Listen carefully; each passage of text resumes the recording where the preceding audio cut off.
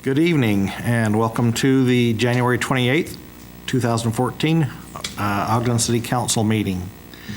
Let the roll call reflect that all council members are present, and since we've already had the pledge and the moment of silence, we'll move to item 4, which is a recognition for Idle-Free Week.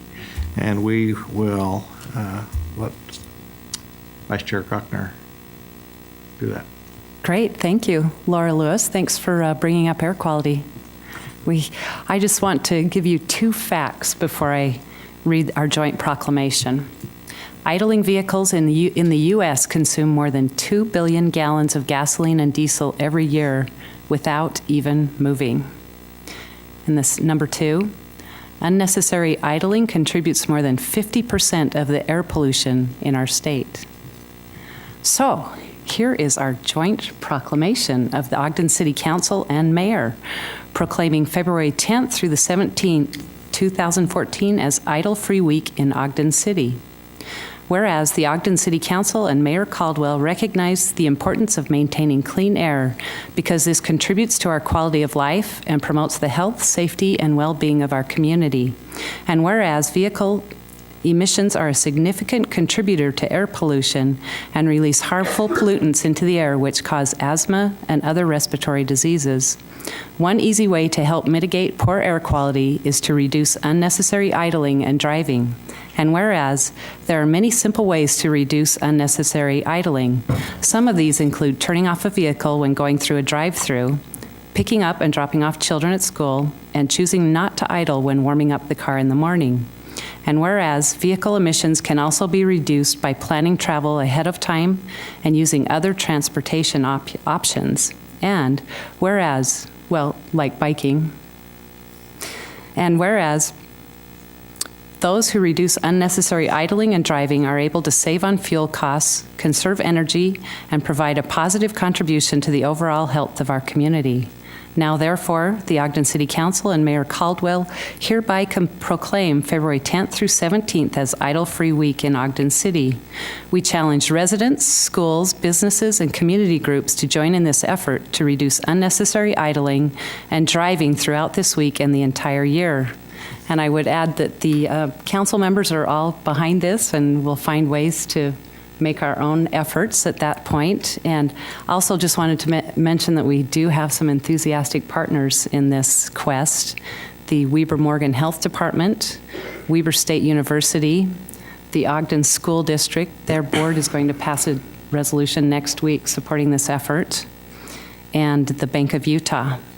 And so Vice Chair Gochnour, I just need to clarify, does bicycle track standing mean idling, or am I still okay to do that? We'll have to have a work session on that. And with that, I'll go ahead and make a motion to adopt this joint proclamation. And I will second it with a PM 2.5 level of 26.2 today. And in addition, maybe encourage people to not use fireplaces unless they have to. You know, we're on a mandatory air action day today. There are things you can do like consolidating trips too. So look for things above and beyond just not idling your car that can maybe help with the air quality, because it's not good right now. Thank you. We do have a motion to adopt this joint proclamation from Vice Chair Gochnour, a second by Councilmember Wicks, and this is a voice vote. All in favor? Aye. Aye. Any opposed?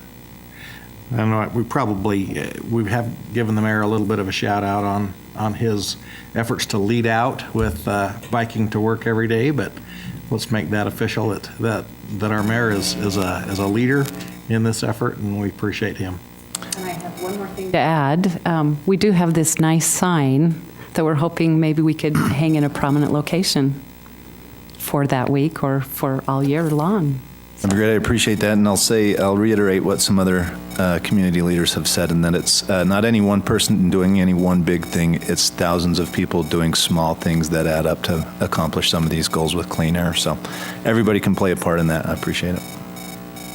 Thank you. Next item on our agenda is item number 5, reports from the administration, refunding bonds, and swap restructuring.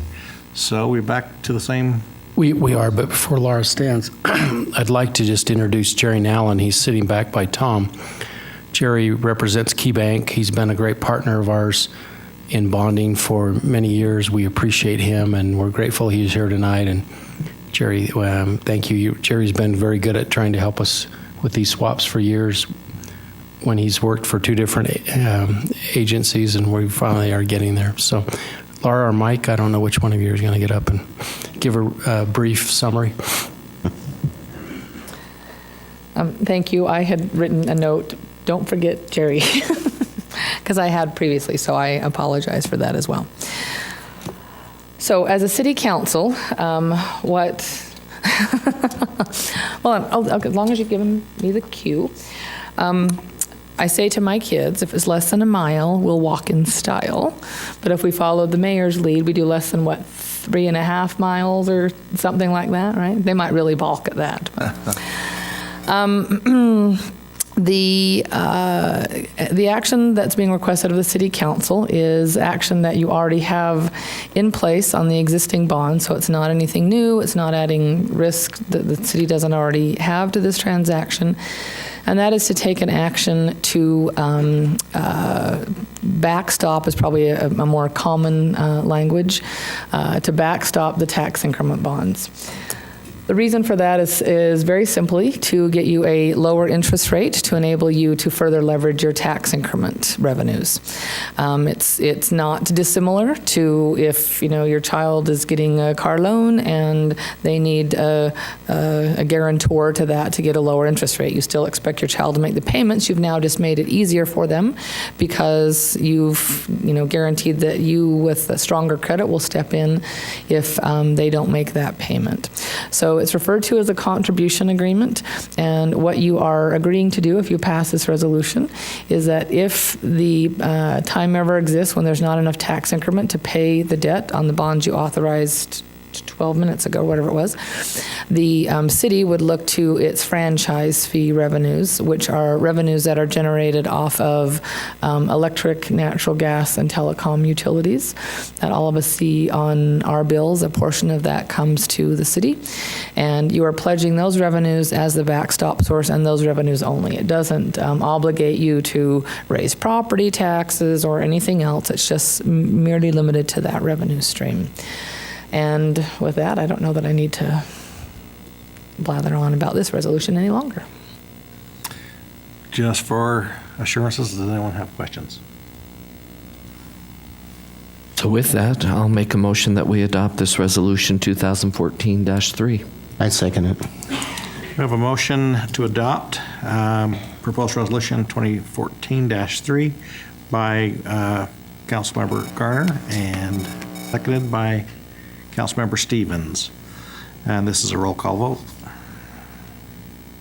Councilmember Garner? Aye. Councilmember Stevens? Aye.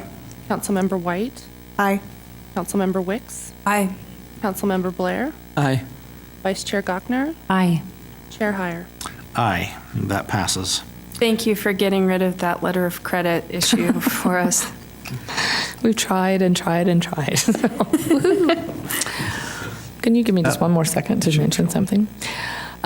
For your Boy Scouts here, I was at the State Treasurer's office within the last week, and they have produced, and I've assigned my daughter who hasn't played the game yet, but the State Treasurer has produced some type of, I don't know all the right technical terms, CD-ROM you put in your computer to play a game that's to teach children junior high and high school age about how to manage their finances.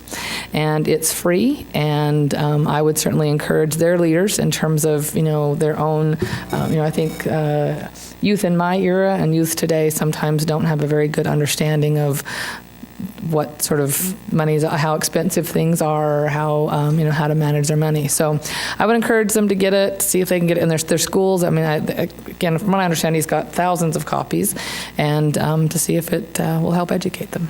So since I'm all about finance, I thought I'd toss in a commercial. Thank you. Thank you. Okay, we will now entertain public comment. This is an opportunity to address the council regarding your concerns or ideas. Please state your name and address for the record and limit your comments to 3 minutes. Any of you scouts want to get up and tell us something? Guess not. Comments from the mayor? Yeah, quickly, as Jay's here, I'd like to publicly thank Jay and his crew for the work they did on the Fat Bike Summit we had over the weekend. I saw a number of people here, up there. It was a huge success, lots of smiling faces, and with the Nordic grooming they've done up there, that was kind of a little bit of a push in use for open space on a golf course, but I think it's got a great winter application, and we had rave reviews from most of the visitors and most of the people that live here and took advantage of it. So Jay, please pass along our gratitude. Thank you very much. Thank you. Council members? I also want to say we had people here from 9 different states, all the way from Alaska to Long Island. So we had a lot of people here. I would like to thank our firefighters for being involved for the Colts of Kids program. And this was, the coats were provided at the Heritage Elementary School here in Ogden. The program is that they would provide coats for the kindergarten, but they raised enough funds to even go to the first grade in the preschools. So it was a great project for our firefighters, and I thank them for that. I just had one quick thing. You know, you see us all here in council meetings, but council members also participate on a lot of other committees and boards, and I just wanted to point out that Councilmember Garner is the new chair of the Board of Health, and Councilmember Stevens is the new vice chair of the Sewer Board. So thanks for all the extra time. Thank you. Yeah.